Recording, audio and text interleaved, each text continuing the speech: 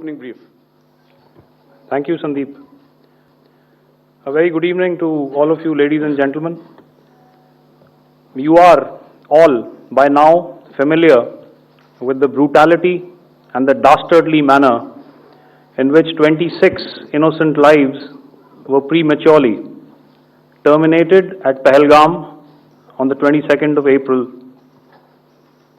When you combine those horrific scenes and the pain of the families that the nation witnessed, with numerous other recent terrorist strikes on our armed forces and defenseless civilians, we knew that the time had arrived to make yet another compelling statement of our resolve as a nation.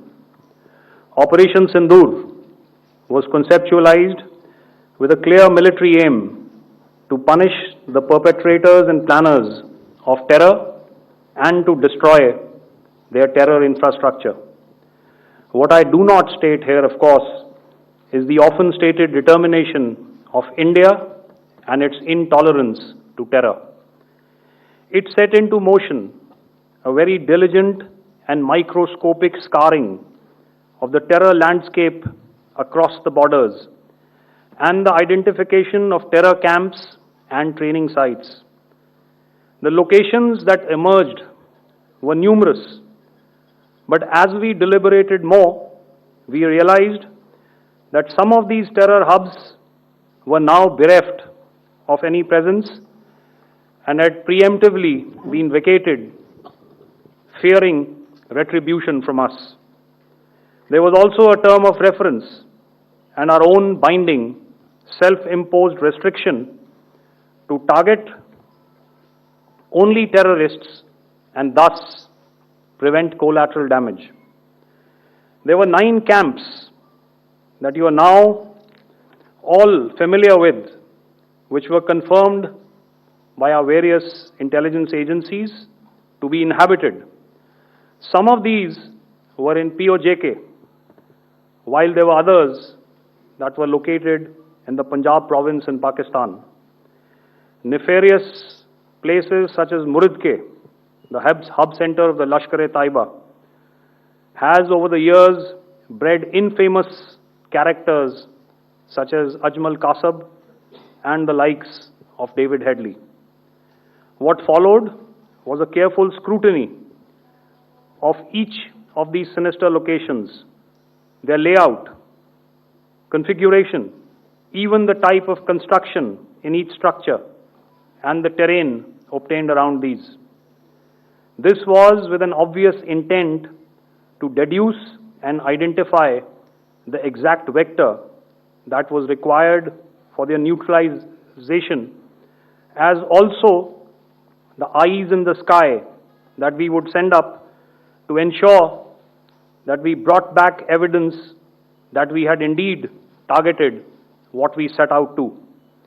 The precise images of these engagements on that fateful and historical night have already been showcased during the first press statement on the 7th of May that was helmed by our Foreign Secretary. I have no doubt in my mind that we achieved total surprise, and those strikes across those 9 terror hubs left more than 100 terrorists killed, including high-value targets such as Yusuf Azhar, Abdul Malik Rauf, and Mudassir Ahmed that were involved in the hijack of IC-814 and the Pulwama blast. The line of control was also violated soon after by Pakistan, and the erratic and rattled response of our enemy was apparent from the number of civilians, inhabited villages, and religious sites such as Gurudwaras that were unfortunately hit by them, leading to a sad loss of lives. The Indian Air Force played a major part in these strikes by engaging some of these camps, and the Indian Navy provided wherewithal in terms of precision munitions. The Indian Air Force obviously had their assets up in the sky, and I will here request Air Marshal Bharti, the Director General of Air Operations, to detail for you the methodology that the men in blue adopted to successfully manifest this mission. Thank you, Rajiv. A very good evening, ladies and gentlemen. It indeed is a difficult time that we have to come here like this and brief you. We could have done without this, but we had no choice. As the DGMO has detailed, the event was precipitated by the dastardly act at Pahalgam. The sequence of events have already been detailed.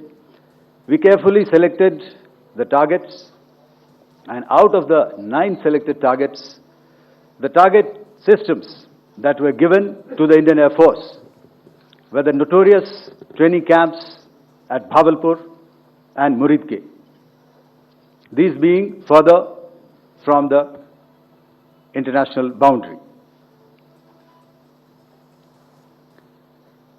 Through critical target system analysis, we analyzed what was to be done to annihilate these targets and plan to engage these targets with precision air-to-surface guided munitions so as to avoid collateral damage. The modalities of planning process I will not go through at this instant. However, what I would like to show you is the results that we achieved through our targeted air strikes. Could I have the second slide, please?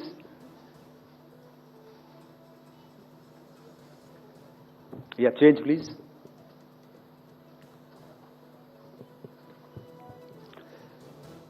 Okay. This is what the terror infra at Muridke looks like. If you see, north is as indicated, and to the right is east, where the international boundary lies. Could we have the next slide, please?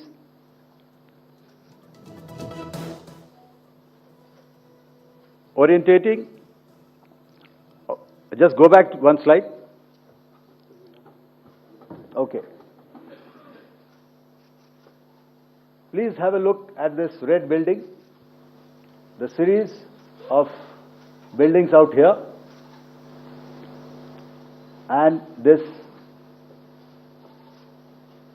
empty ground. Next.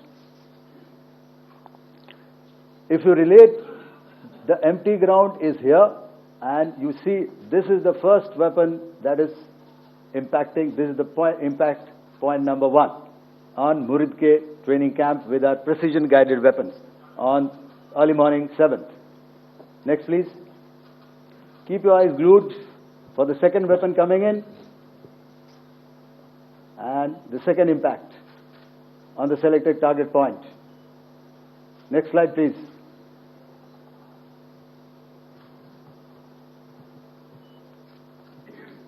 Third weapon, third impact.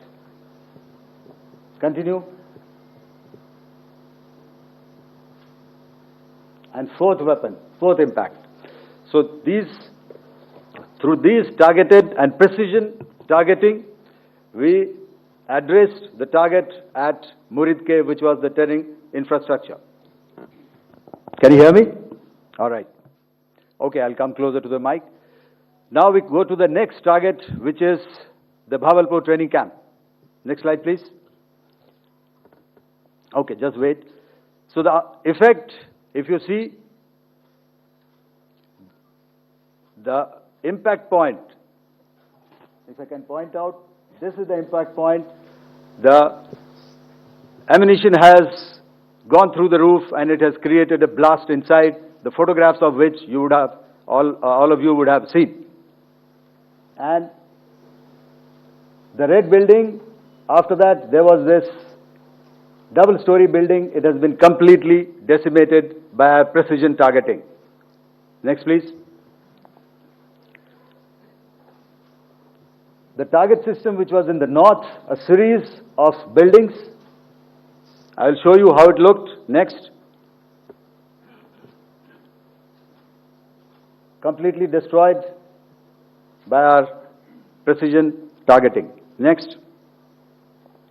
Now coming to Bhavalpur, this is the target complex that we are dealing with, a fairly large target complex. So we had to carefully choose the points that we needed to address, which were high value and which would meet our stated objectives of eliminating the terrorists. I would like to draw your attention to this red canopy, and in relation to that, I would cover the targets. One target system is a series of buildings here, other one here, and other one out here. Next slide, please. This is how it looked before, and this is how the building looked after the impact of the weapon. And orientation in relation to this red canopy, you can see here. Next, please. Before, next, and after. The roofs have completely collapsed. Next. This is the target system. Next. Precision targeting, and we have achieved our objectives here. Next. All right. So that was what we did on the 7th. Our objective was to address these two terrorist camps, and that we did with precision. And thereafter, we maintained a robust air defense posture, because remember, our objective was to target the terrorists and terrorist infrastructure, not any other infrastructure, not the Pakistani military, not the Pakistani any other infrastructure. So that is what we have maintained on the 7th of May.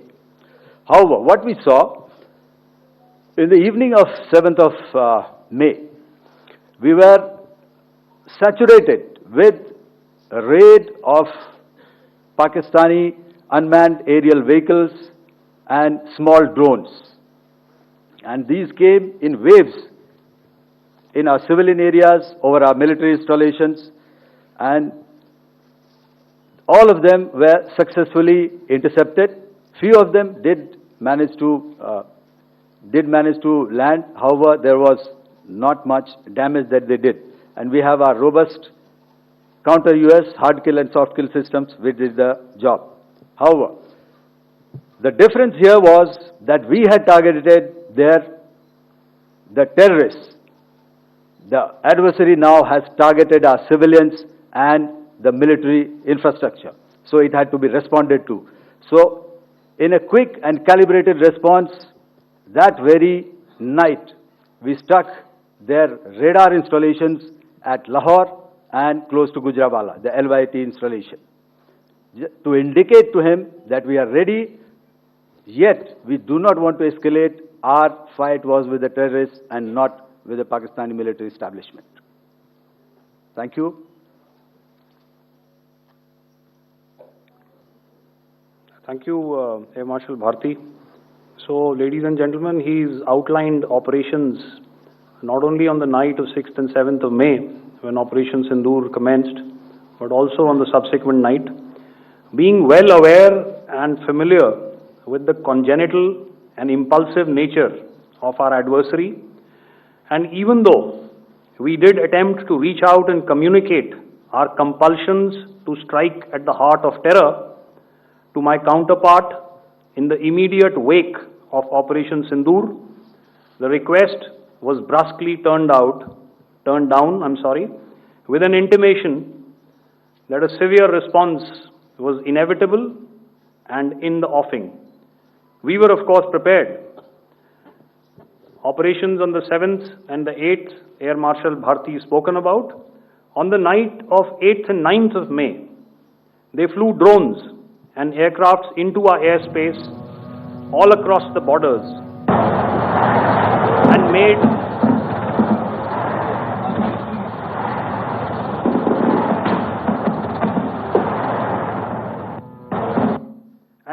largely unsuccessful attempts to target numerous military infrastructure. Violations on the line of control by Pakistan also commenced yet again and precipitated into fierce RT engagements. The air operations on the night of 8th and 9th of May, I'll yet again request the DG Air Operations to cover.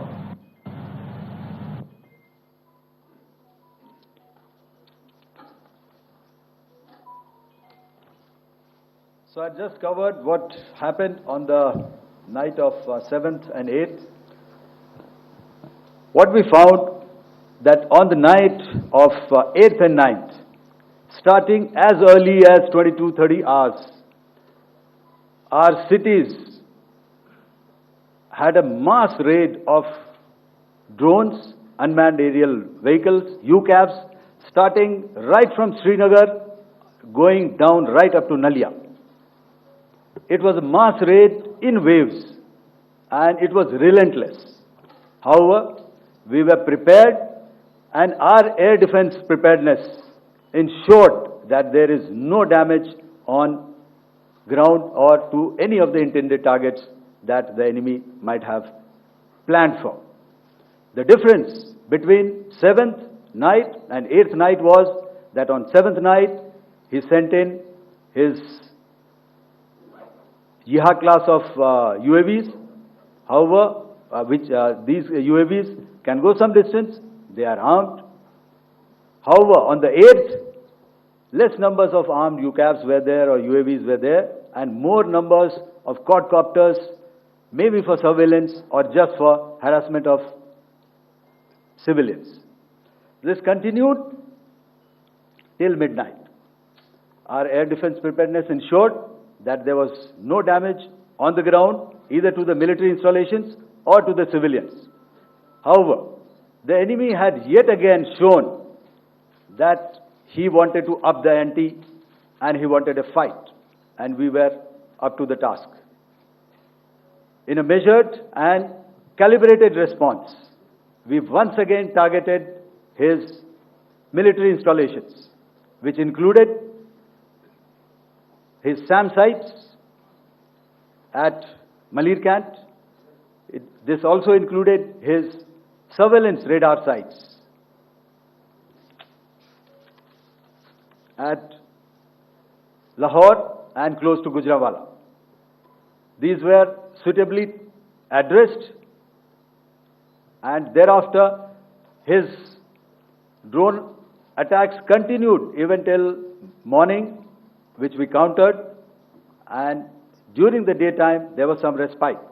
Here I would like to bring out another aspect. What we found was that while the drone attacks were being launched from somewhere close to Lahore, enemy had allowed his civilian aircraft to also continue to fly out of Lahore. Not only his own aircraft, but international passenger aircraft, which is quite insensitive, and we had to exercise extreme caution, even at the cost of some tactical disadvantage, to ensure that there is no damage to any of the civilian aircraft. And this was also brought out in our press briefing during the day. So I will now hand over to my colleague to cover the events of 9th onwards. On land, we also undertook certain measures such as deployment of air defense and electronic warfare assets to establish an integrated grid with the Indian Air Force, and I have seen and heard some of you wax eloquent about the benefits of such an architecture when it comes to negating and combating air intrusions. We also carried out deployment to include movement of our forces in the land, sea and air domains. The night of the 9th and the 10th of May saw similar intrusions by drones and aircrafts, and this time there was a concerted effort to target airfields and some very, very important logistic installations, albeit yet again unsuccessful and denied gallantly and efficiently, I must say, by the integrated Indian Air Force and Indian Army Air Defense. We further strengthened our deployment and also initiated some pressure points to send a very clear and unambiguous message to the other side to desist from any misadventures on land. Some of the airfields and dumps saw repeated attacks in waves from the air. All were thwarted. The Pakistan Army has reported to have lost approximately 35 to 40 personnel in artillery and small arms firing on the line of control between the 7th and the 10th of May. What the other side had probably also not reckoned with was the speedy and precise turnaround and hit back by the Indian Air Force. And I will yet again ask Air Marshal Bharti to speak about these significant and game-changing strikes. I will thereafter request Vice Admiral Pramod, my colleague and Director General of Naval Operations, to tell us about some very telling naval maneuvers in the Arabian Sea that exerted pressure on the night of 9th and 10th of May. Over to you, sir. Thank you. Commencing about 2000 hours, that is 8 p.m. local time, on 8th of May, several Pakistani unmanned aerial systems, drones, combat vehicles attacked multiple IF bases. These included Jammu, Udhampur, Pathankot, Amritsar, Bhatinda, Nal, Dalhousie, Thois, Jaisalmer, Uttarlai, Falodi, Nalia. These were almost simultaneous and they came in waves. All our AD guns and other systems were waiting for them.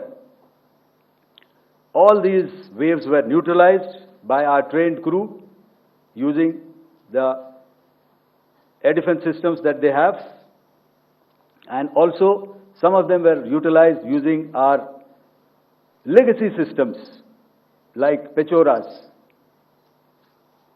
and IF Summer, which we have recently acquired.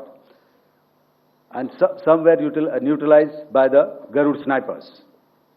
There was no damage on ground from these incursions and these mass raids, if I could call them, from the Pakistani side.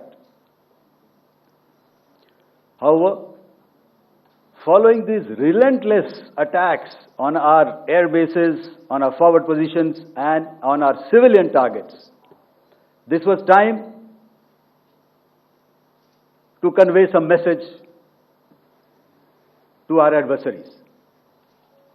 And therefore, a decision was taken to strike where it would hurt. And towards that, in a swift, coordinated, calibrated attack, we struck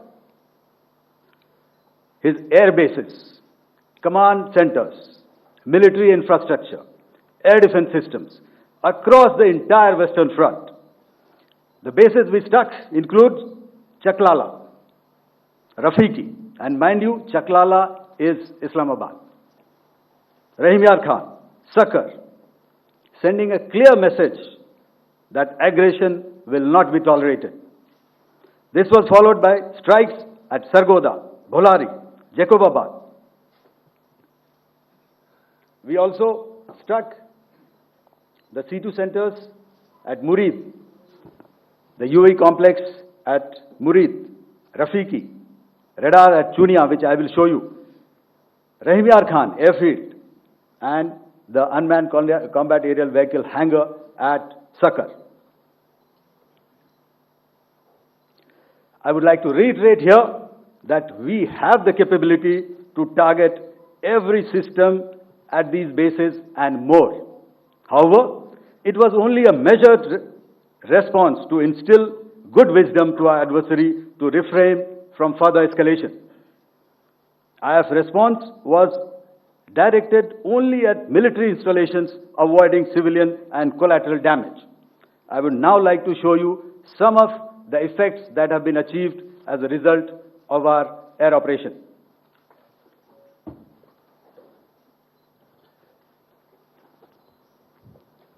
Here is the Pasrur air defense system, if you could see. Zoomed up view, this is the radar mounted on a high tower. And after the strike,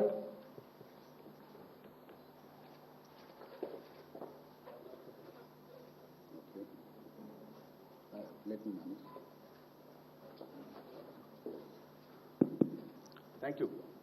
Can you hear me? Yeah, thank you. And after the strike, this is what has happened. This radar has been taken out, completely burnt. Next slide, please.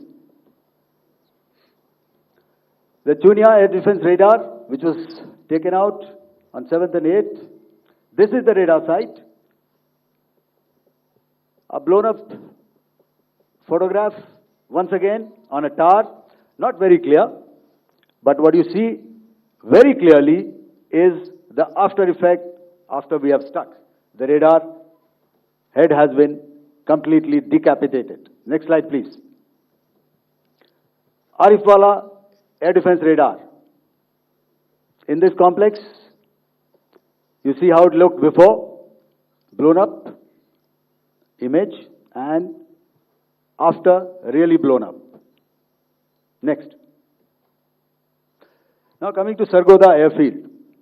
Remember, this is one of their important airfields wherein they have a lot of assets, F-16s, other assets which they keep getting, training institutes.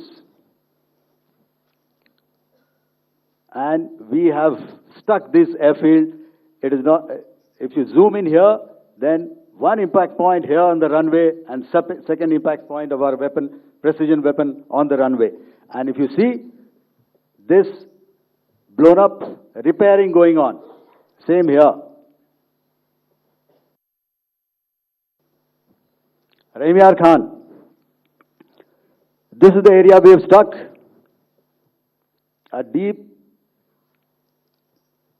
strike out here and one complex here. So this is how it looked before, and same, you see a big crater, another crater here, and this complex, after strike, neutralized. Next. Chaklala airfield, Noor Khan, once again a major air base, a lot of their logistic assets out here. This was the chosen complex that we intended to strike and convey a message. Next slide, please. This is how it looked before, and this is how it looked after our strike. Next. Sakar. We chose the radar site at Sakar. This is the radar site, and after it was struck, this is the aftermath, completely burnt out. Next, please. Aircraft shelter. This is how it looked before the strike, and this is how it looked after the strike. The roof of the buildings completely caved in and burnt. Next. Ballari airfield, aircraft hangar. This is how it looked before, and this is how it looked after the precision strike. Next. Jacobabad, aircraft hangar, and this is how it looked after. Next. So what I'm trying to convey here, ladies and gentlemen, is to start with, our fight was neither with the Pakistani military nor with anybody else who's there on the other side. Our fight was with the terrorists. We neutralized the terrorists that we selected to be neutralized, and thereafter we only maintained the air defense posture. However, we were relentlessly pounded by waves after waves, night after night, by his UCAVs, by his drones, and by his other unmanned aerial systems. And that left us with no choice but to retaliate, and yet our retaliation was calibrated, it was graduated, and it was proportionate. Thank you.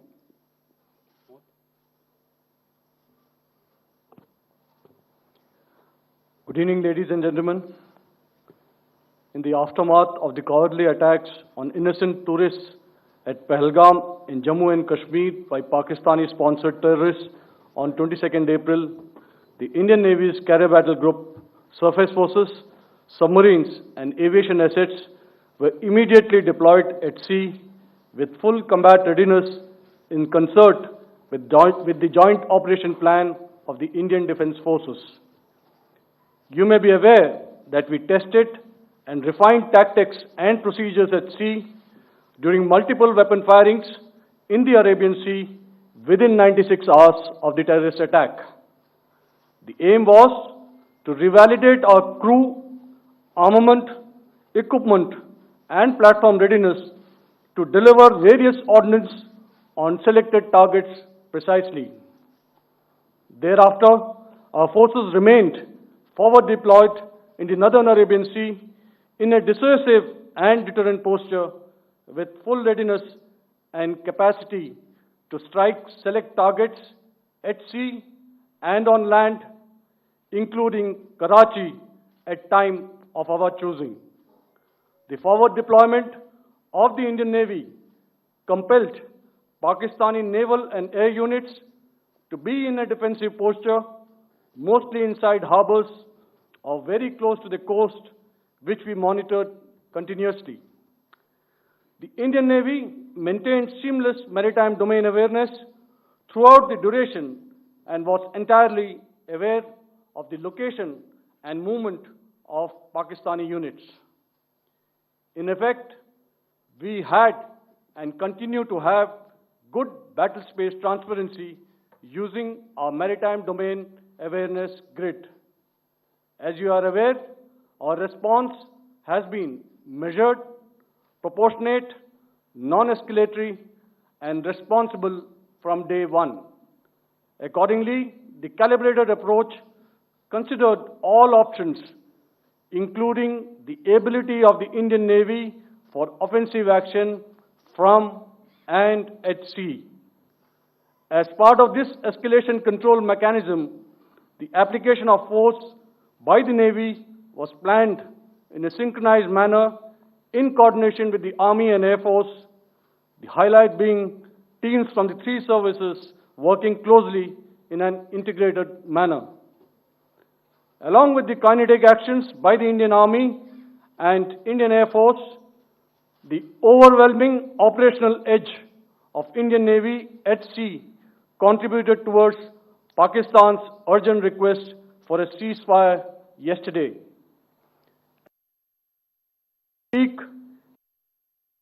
Remains deployed at sea in a credible deterrent posture to respond decisively to any inimical action by Pakistan or Pakistan-based terrorists. Thank you. Samno Varna, Jai Hind. Now I'll hand over to Director General Military Operations for further proceedings.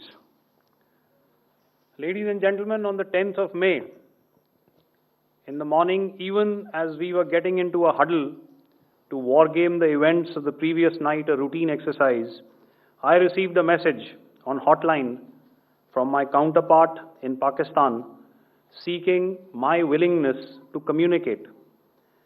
Since our initial aim was to strike at terror camps, and all our actions in the subsequent days were in response to the intrusions and violations by the Pakistan Air Force and its army, it was decided that I would indeed speak with my counterpart.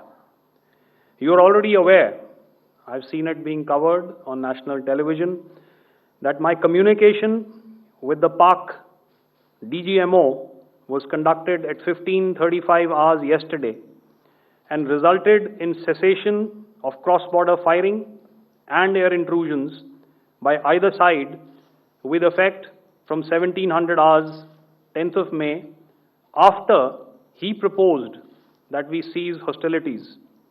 We also decided to further speak on the 12th of May, that's tomorrow, at 1200 hours, to discuss the modalities that would enable the longevity of this understanding. However, disappointingly, and must I add,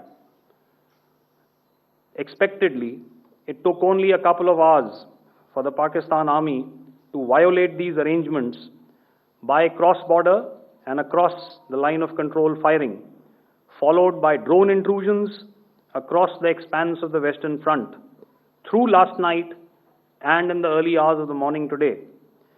These violations were responded to robustly and dealt with as they must be. We have earlier today sent another hotline message to my counterpart highlighting these violations of the understanding between the DGMOs on the 10th of May and our firm and clear intent to respond to these fiercely and punitively, if repeated tonight, subsequently, or later.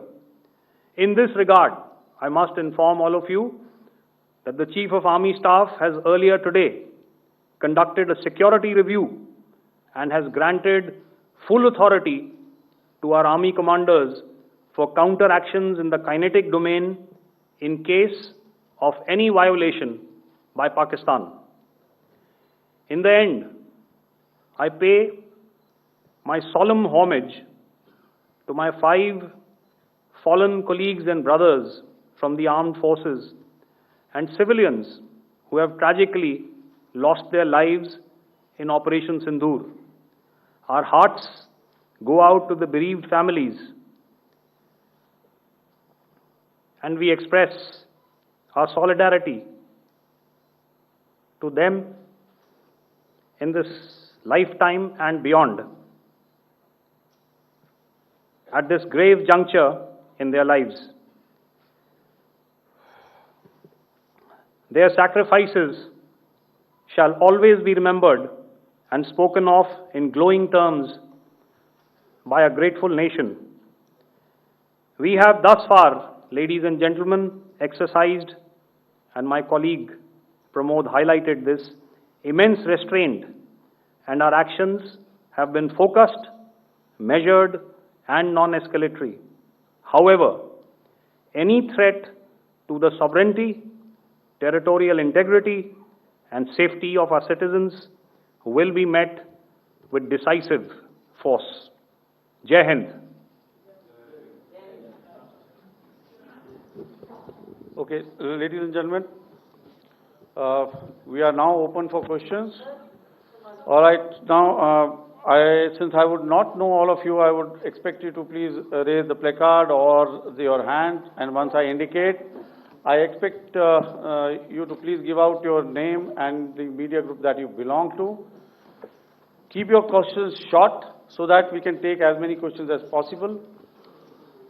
Also, ladies and gentlemen, kindly bear in mind that confidential aspects may not be answered by the 3 DGMOs. Right. I've got a lot of hands there. Let me start from the left. Left foot always in front when we start marching. So here we have to the left, okay. Yeah, 238. Hello. So this is Manas Pratimudyan from PTI, Press Trust of India. So the understanding that was reached yesterday on stopping the military operations and actions, was it for just 3 days? And what would be the cost escalation if there is violation of this understanding by the Pakistani side? And my subsequent question would be that we have a kind of ceasefire agreement with Pakistan that was finalized in 2003. So will there be some kind of similarities in frameworks between the two kind of understandings, 2003 ceasefire agreement and the current understanding on stopping military operations? And again, what are the cost that will be incurring on Pakistan if Pakistan again resorts to this kind of terrorist activities, because we have made it very clear that the cost will be very high. So I would like to have your thoughts on it. Okay, so I'll answer the latter part of the question first. I also want to add that while the initial ceasefire agreement, as you correctly pointed out, is of the 2003 vintage, but I must remind you that in 2021, in the month of February, and this was then when the crisis in eastern Ladakh was also on. The two DGMOs had spoken and arrived at a ceasefire understanding that lasted right up until this unfortunate attack at Pahalgam. Once our Foreign Secretary had announced the decisions of the CCS in the immediate wake of that attack, he had announced certain measures, and then of course Pakistan had in turn made its own announcements. Since then, there have been certain violations of this ceasefire understanding, and of course after the 7th of May, like I pointed out during my statement, that there have been numerous violations on the line of control especially, and of course along the international boundary by the Pakistan Army and the Pakistan Air Force. This understanding that we spoke about yesterday, no, it was not for 3 days. It was first to stop aggressive and hostile activities immediately, let that order and direction settle down for about 36 hours, and thereafter discuss modalities, like I said, to ensure its longevity. That is tomorrow, on the 12th of May. But unfortunately, we had a violation starting at approximately 1900 hours last night. And we've sent a communique, like I said, to the Pakistan Military Operations Directorate. And we will await as to what happens tonight. All right. The cost escalation, I'll leave it to your best imagination. I've already said that the response will be fierce and punitive. Now, the right foot forward. Yeah.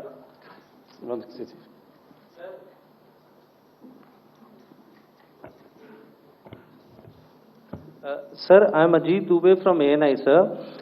Sir, my question is that you talked about the loss of lives to the Pakistan Army, that was around 35 to 40 kills secured by the Indian Army.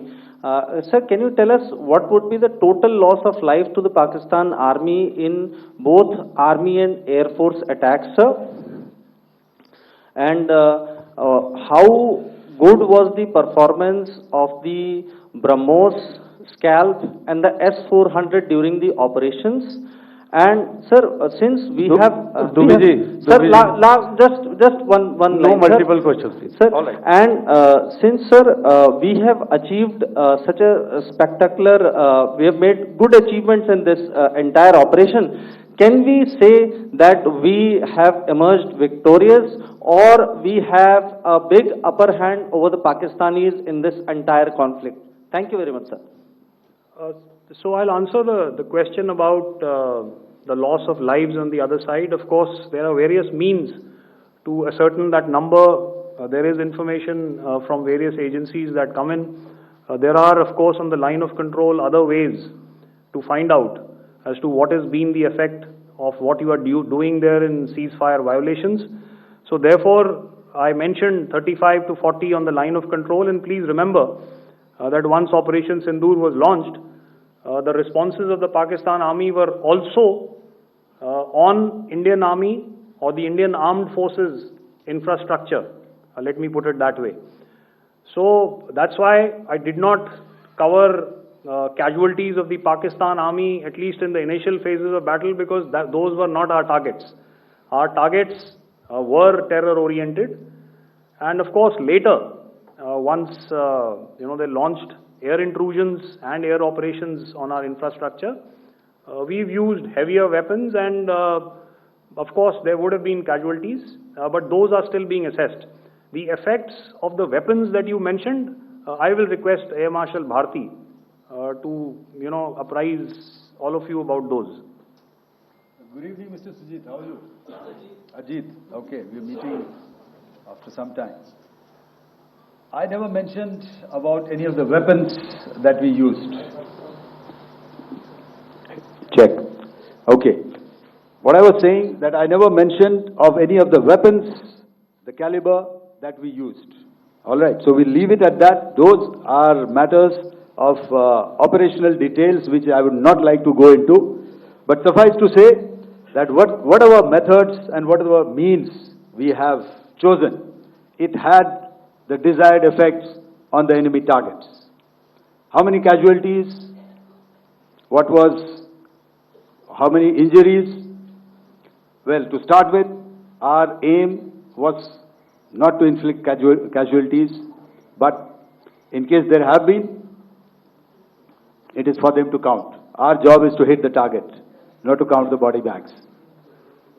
And the last part of your question, I wonder if you read out the tweet on ADG-PI at midnight once we'd done what we had to in Operation Sindoor.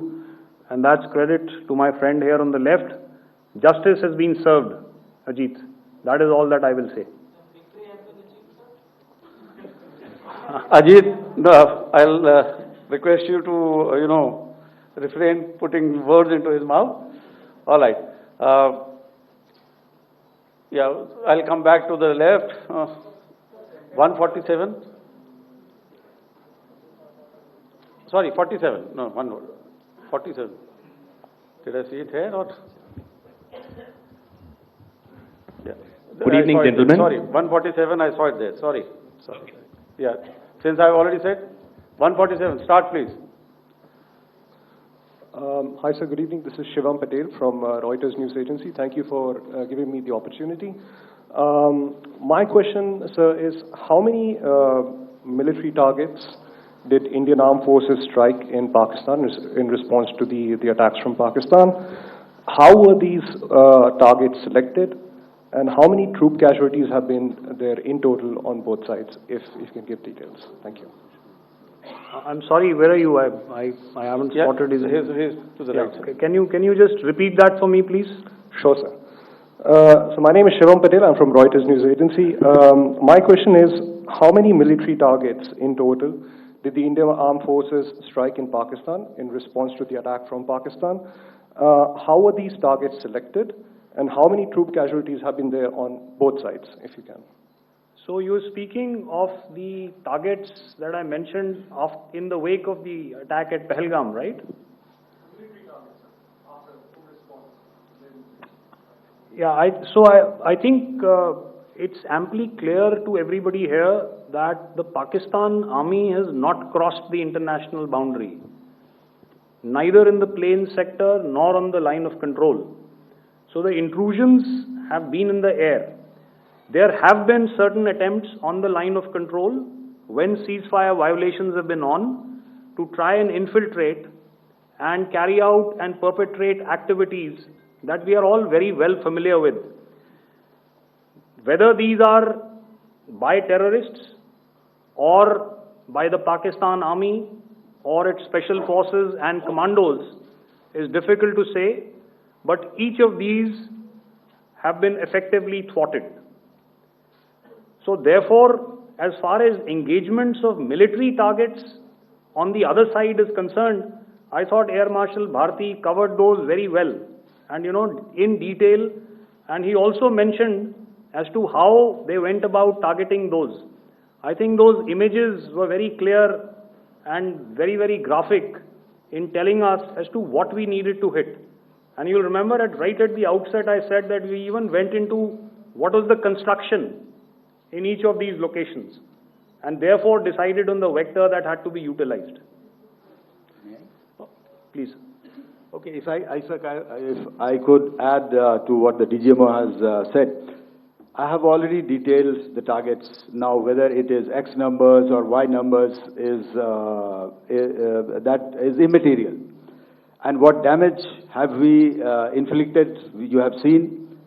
What are the casualties on the other side? As I said, that is for them to count.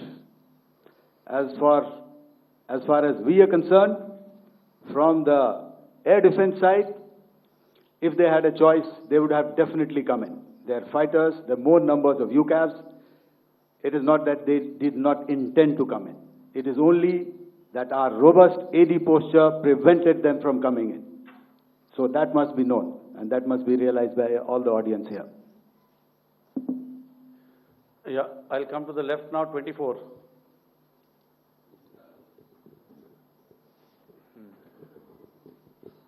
Good evening, sir. This is Anvesh Rath from Z. Sir, I wanted to know on the first briefing, which was done by FS and two representatives from Air Force and Army, you showed a list where there was 21 places in that list. You have stuck 9. Are more operations going to be held? Is Operation Sindoor still on? And the second question, thank you, sir. Thank you so much. And also, I want to congratulate all three of you for a fantastic operation that you guys have done. Thank you so much. Thank you so much for that one question. Yeah. Sir, the question. Unfortunately, Rath, is that your name? I'm sorry. You know, as far as operational details are concerned, I am not in a position to share those right now. But I think I'll take a cue from Pramod. You know, he said towards the end that the Indian Navy is still in a posture that is deterrent. And I have already made it very clear towards the end of what I said that it's only a couple of hours ago that the Chief of Army Staff has carried out a security review and he's authorized our Army commanders to deal with violations of any kind from across the borders in a manner that they deem fit. So, again, to reiterate, the response will be fierce and it will be punitive.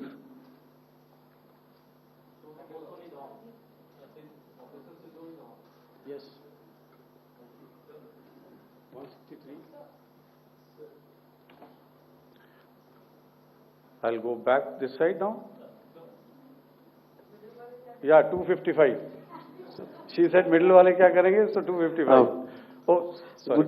Good evening, sir. I'm Shailesh from National Defense. Please allow me, first of all, to pay my gratitude for protecting us Indians. Thank you very much. Sir, since the enemy has been talking about taking down our aerial platforms, it would be deemed fit in case we can reveal that we have taken down their fighter jets. What could be the number? Though you said that they may be not good to reveal the platforms, but since this has come from various quarters in Pakistan, so I believe that we need to answer, in case if you can, sir, if you may allow. The question is for me? Yes, sir. Okay, and if I get it right, you want to know how many of their planes we have downed? Yes, sir. Yes, sir. All right. See, as I said, their planes were prevented from coming inside our border. All right. So we do not have the wreckage with us, but definitely we have downed a few planes. Numbers, we would not like to hazard a guess out here. Okay. I have the numbers. Okay, and we are getting into the technical details of it to establish it. So I would not like to put a figure at this time, but definitely there are losses from their side which we have inflicted. Were they, please don't ask. Were they fourth generation plus, sir? No, see, you're putting words into my mouth. Why do you say fourth generation? Let us make it high tech. Okay. Thank you so much. All right. Yeah, 163.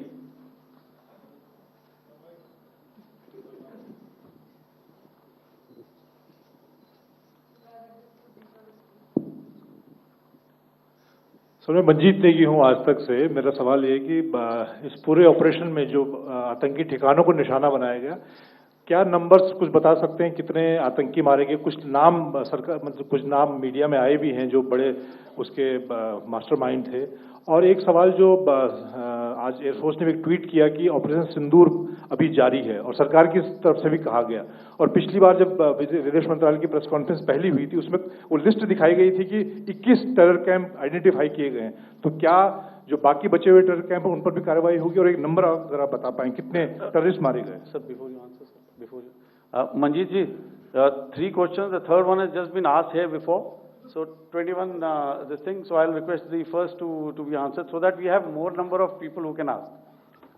Manjeet, जब मैंने statement दिया तो मैंने शुरू में ही कहा कि जैसे ही ऑपरेशन सिंदूर कॉन्सेप्चुअलाइज हुआ तो हमारा जो पीछे की कार्रवाई होती है, स्पेड वर्क और टारगेट्स को आइडेंटिफाई और एनालाइज करने की कार्रवाई शुरू हो गई थी। मैंने जब स्टेटमेंट दिया तो मैंने बताया कि बहुत सारे थे, हमने 21 दिखाए होंगे और भी हैं, लेकिन वो लिस्ट फिल्टर करते करते 21 तक पहुंची। अब क्या आगे एंगेज किए जाएंगे?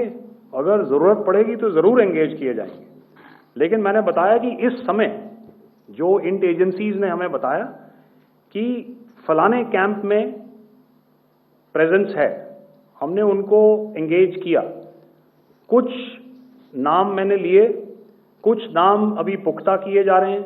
मैंने आपको बताया कि जो इंट एजेंसीज ने अभी तक असेसमेंट किया है उसमें उन्होंने कहा है कि तकरीबन 100 से ज़्यादा मारे गए हैं।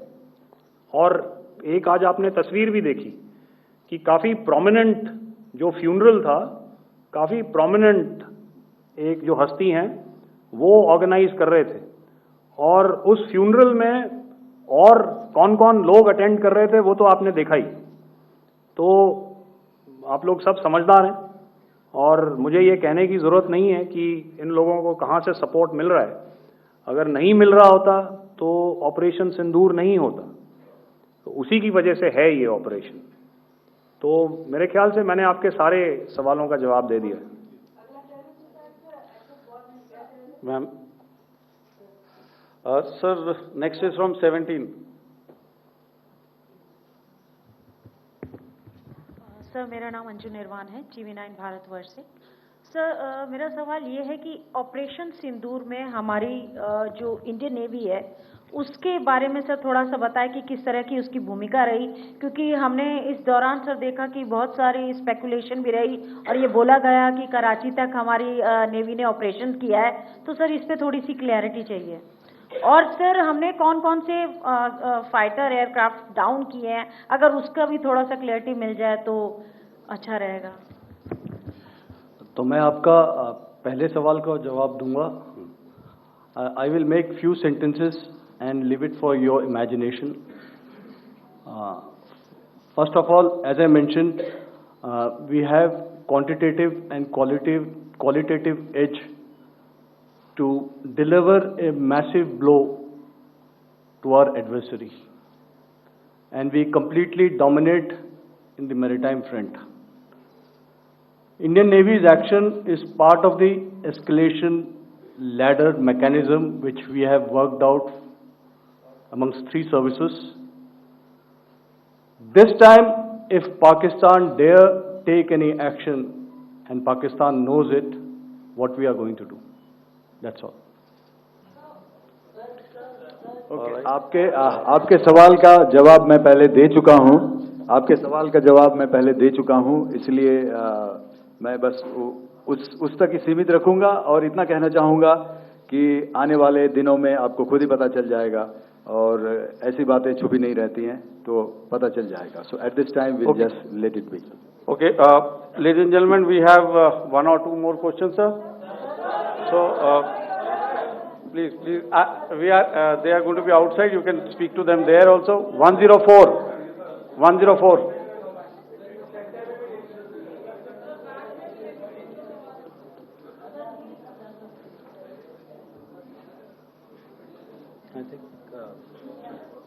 Yeah, ask, sir. Sir, Dinakar with the Hindu newspaper. Are you surprised that you got this question? No, sir. I'm waiting for the look. Sir, can you give a number of assets we lost, because there's been a lot of speculation going on, international media writing a lot of things about our platforms, including Rafale. I mean, Pakistan claiming that Rafale has been downed, etc. Can you put that question to rest and clarify on that? I guess that question is for me. All right, I'm happy that you've asked this question. You know, we are in a combat scenario, and losses are a part of combat. The question that you must ask us, okay, and indeed that we must ask ourselves, you inclusive, is, have we achieved our objectives? Have we achieved our objective of decimating that terrorist camp? And the answer is a thumping yes. And the results are for the whole world to see. As for the details, what could have been, how many numbers, which platform did we lose? You know, at this time, I would not like to comment on that because we are still in a combat situation. And if I comment on anything, it will only be advantage adversary. So we don't want to give him any advantage at this stage. All I can say is that we have achieved our objectives that we selected, and all our pilots are back home. Thank you. Okay, hold, please be civil here. So we'll have 220 now. Hello sir, this is Anita Chaudhary sir from Swadesh newspaper. मेरा सवाल है, क्योंकि ये हमारे जो पहले जो action रहा वो आतंकवाद के खिलाफ रहा, तो आतंकवाद में अजहर मसूद की तरफ से एक बयान जारी किया गया था जिसमें उन्होंने कहा कि हम इसका बदला लेंगे और जहाज जहाज रुलाएंगे। तो क्या अगला, अगर खुदा न खास्ता अगला टेरर अटैक किसी भी तरह का होता है, तो क्या उसे एक्ट ऑफ वॉर में हमारी तरफ से लिया जाएगा और उसका क्या माकूल जवाब दिया जा सकता है? मेरा इसमें सिर्फ एक ही जवाब है आपके लिए कि हमने अपनी कार्रवाई करी। हमने उसके बाद मैंने अपने स्टेटमेंट में भी बताया कि ये कम्युनिकेट करने की कोशिश करी कि हमने इस तरीके से ये जो स्ट्राइक्स हैं वो क्यों की। लेकिन जो हमारा एडवर्सरी है उसने जैसे मुनासिब समझा वो कार्रवाई करी। तो आपने देखा कि ये जो एक्टिविटीज़ चल रही हैं 3-4 दिन से, ये कोई वॉर से कम नहीं है। नॉर्मल सर्कमस्टांसेस में एक दूसरे देश की एयरफोर्सेस हवा में नहीं उड़ती हैं और एक दूसरे के ऊपर स्ट्राइक्स नहीं करती हैं। हर रात इंट्रूजन्स नहीं होते हैं। लाइन ऑफ कंट्रोल पर सीज फायर वायोलेशंस, आपके एक साथी ने सवाल पूछा था शुरू में, एक सीज फायर अंडरस्टैंडिंग था, वो भी जा चुका है। उस सीज फायर अंडरस्टैंडिंग के जाते जो फायरिंग हो रही है लाइन ऑफ कंट्रोल में, उसमें घुसपैठ की कोशिश हो रही है।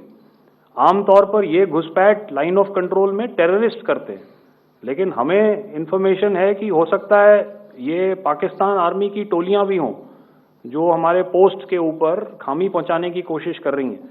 तो ये सारी एक्टिविटीज तो वॉर में शामिल हैं। तो ये कहना मुश्किल है कि आगे क्या होगा, वो स्पेक्यूलेटिव जोन में आ जाता है और मैं स्पेक्यूलेट नहीं करना चाहता हूँ। हर एक सिचुएशन अलग होती है और उससे एक तरीके से डील किया जाता है। सर मैं एक सवाल इसका मैं जवाब देना चाहता हूँ, 1 minute.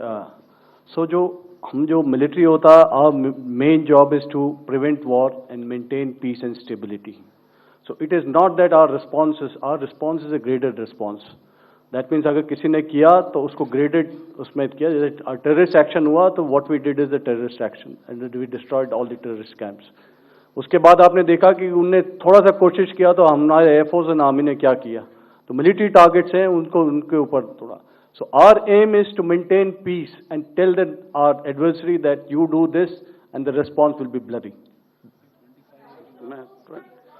Okay, now as per the, please, we'll have 166 and 25 and after that no more please. Sir, this side.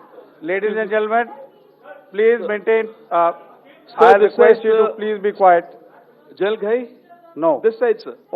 We have only two questions left, 166. Sir. Yeah, please ask. So I'm Rahul Singh from Hindustan Times, sir. So you were totally on top of the game in the kind of losses you've inflicted on the enemy. I mean, we saw the slides and everything. So it kind of comes across that you were batting it 99 and you decided to declare your innings. What are your thoughts on that, sir? And Do you think, are you weighing the option of the Pakistan army using this time, buying this time of the so-called ceasefire or the understanding? And you talked about how they could not be trusted. So buying time to kind of build up their war reserves, getting stuff from their friends like Turkey or China, are we considering that possibility, sir? Look, see, the call came from the Pakistani side to speak about cessation of hostilities. What pauses mean during such conflicts is known to everybody. I don't want to go into the pros and cons of how preparation for war is made. That is a process in itself. But I think my senior colleague here, the DG Air Operations, spoke, or he alluded at least, to what this operation was precisely and specifically meant for. And I think that's something that we achieved, right at the outset. Had we had the option not to go further, we probably wouldn't have. But we've been compelled to be in this situation. And as you've seen, the armed forces of India, and you've got the three Director Generals sitting here, we are always prepared to face any eventuality. And like I said, that's for the sovereignty, the territorial integrity, and the safety of our citizens. So whatever has to be done will be done. I'm not so concerned about what Pakistan will do in this time. I'm only concerned about what we will do.